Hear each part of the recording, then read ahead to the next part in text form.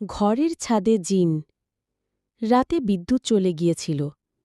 শান্তিনগরের পুরনো একতলা বাড়িটা অন্ধকারে ডুবেছিল।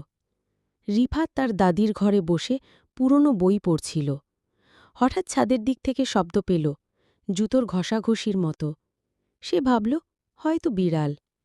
কিন্তু কিছুক্ষণ পর আবার একটা শব্দ। এইবার পরিষ্কার করে শুনতে পেল, কেউ যেন ফিসফিস করে বলছে, রিফাত, রিফাত। রিফাত ভয়ে পেয়ে দাদিকে ডাকল। দাদি একটু চুপ করে থাকলেন। তারপর বললেন, ওটা জিন। বহু বছর আগে এই বাড়িতে এক জিন থাকত। সে নাকি যার নাম ধরে ডাকে তার ছায়া নিয়ে যায়। রিফাত বলল, তাহলে এখন কি করব? দাদি ধীরে বললেন, আয়নার সামনে যাস না, ছায়া না হারিয়ে যায়। রাতটা কোনো রকমে কেটে গেল।